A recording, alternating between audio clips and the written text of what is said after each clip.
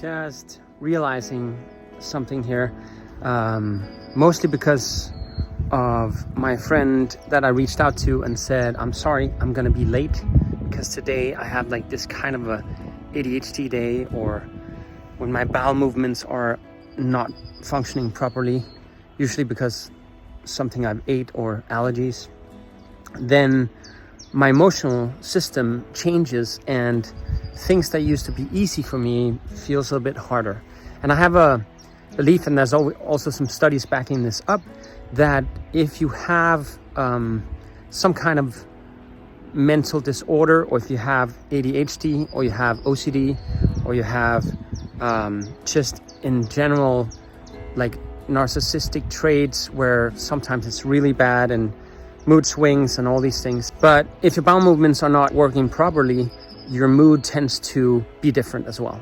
And so that's why I believe that if you balance that out, then by eating healthier or even getting the right bacteria in your gut, because you need bacteria in your gut, especially if you've been on antibiotics or something like that, you need the right bacteria to stabilize your gut.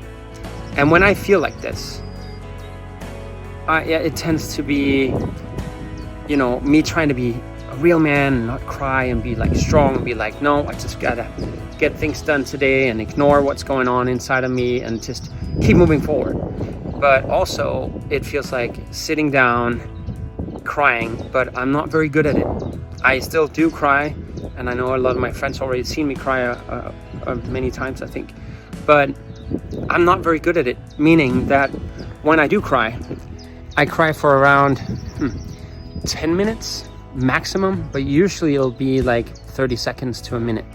So all in all, when my bowel is not, my stomach, my movement of my bowel, like going to the toilet and not going to the toilet, depending on how you feel,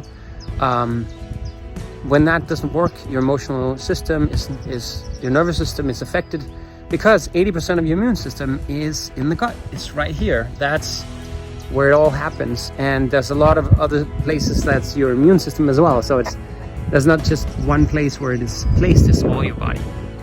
So I wanted to say, when you feel like that, and if you want to be successful, you surround yourself with successful people. That's what people keep telling me, and I've been doing that most of my life, I would say. But also, I like to be the one in the room that knows a lot of things about many things. And so I research a lot of things. And one thing I've found out through just experience is the more honest I am about me feeling low or high, or feeling great or sad, or the more people will meet me where I am, instead of me pretending to be somewhere I'm not. That actually creates some disharmony, or I'm out of alignment with what I'm saying and how I'm feeling. And I don't know if you know this from your parents, but they told you so many lies through your childhood that some of them just didn't feel right. It felt like clearly that they were lying, and you might even test the waters, be like, are you sure? Is that true? Or no, you're kidding, or something like that. And they're like, no, that's why things are like that, or no, I'm fine. Your mother or father be like, or even your siblings be like, no, I'm fine, or one of your friends. And the thing is, we're lying to ourselves and we're lying to other people. And what we could do is be like, I'm struggling with some things, but I just need time to elaborate on it. So just ignore it for now. I'll open up when I need to. And most people will respect that, actually. Or you can even say, it's nothing to do with you. I'm going through something, I don't know what it is. When I find out, I'll share it. Today I shared with my friend Camilla that I didn't feel on top of my game today. And it could be many things, but I think it was my bowel thing.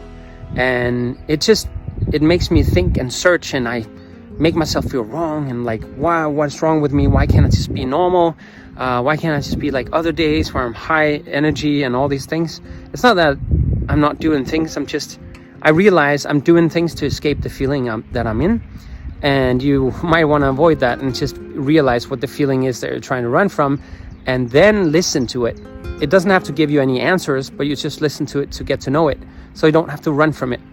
If you know an axe murderer and you keep running from him, but actually he just wanted to ask you when you stop, and he, catches up with you, and you'll be like, what's up? And he'll be like, do you want to borrow my axe? he's not an axe murderer anymore, is he? He's just someone who has an axe that wants to share it with you. And that's the same thing with problems or issues or overthinking, is when we keep running from them, we put some behavior, like I need to have a cigarette, or I need to eat some chocolate, or I won't do my work right now. This is me today. I won't do my work. I just need to sit down and like look at the ocean, or I just need to check this on Instagram. And putting your phone away is actually a really good tip. Just do that for 2 hours. Just put it away, turn it off totally, so you know it won't disturb you, especially if you're ADHD or some kind of, have a hard time concentrating. My invitation in this long video about sharing my knowledge is be open to your friends, how you feel. And today, about the time I should be at her place, I wrote her and said, sorry, I just totally lost track of time, which was true. I just don't feel like myself today, so I'm very sorry that it also will affect your day.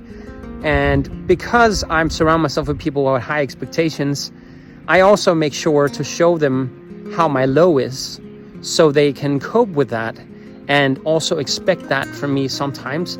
Because if I just be around people who just expect high things of me, well, then, I will never really show them who I really am. And I have low days, and I think it's so important to show this on Instagram as well, and on YouTube and whatever, because low days are just as important, that we allow emotions to flow through us like water. And instead of getting stuck in one emotion that we think is not flowing, but it's really flowing, but you're focusing on it so much, or is running from it so much, you're not allowing it to flow. So there's an invitation to allow those feelings and also be honest. And as you know, maybe if you read on my profile, authenticity is super important. I love that trait, and being honest and also admitting your mistakes. I'm not always a master of these things. I'm still learning. I think we'll do that for the rest of our lives, but striving to do that is most important to me. So I hope it is to you. I invite you to be more honest and more authentic, not because of other people, because you accept yourself as you are and who you are, with knowing that you are not perfect. And then when you show that, you also invite more people in that also say, well, I'm not perfect either. So if you know you're not perfect and you're still striving, share it in the comments. How do you feel, and do you even dare to share your lows? Because then you'll see a lot of men as well showing themselves crying and allowing themselves to also have emotions. And it's something we need to really learn about, because we men we have not grown up in a society where that is allowed. So anyways, I'll leave you with these many words, and as always, thank you for following me, and I care for you. So thank you for being there and listening. See you next time.